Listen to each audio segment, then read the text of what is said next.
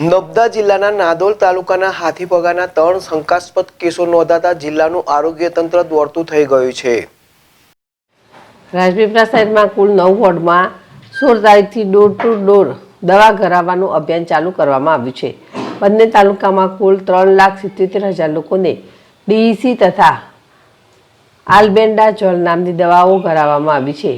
આરોગ્ય વિભાગના જણાવ્યા અનુસાર લિમ્ફેટિક ફાઇલેરિયા, જેને આપણે હાથીપગા નામની સામાન્ય ભાષામાં ઓળખીએ છીએ, હાથીપગા રોગના નર્મદા જિલ્લાના નારોદ તાલુકામાં 3 શંકાસ્પદ લક્ષણો દેખાયા છે।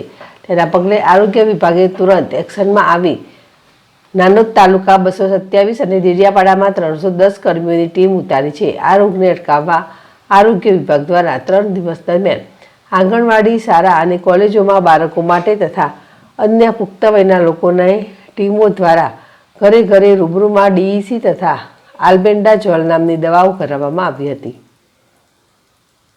દીપક જગતાપ, ZSTV, રાજપીપળા।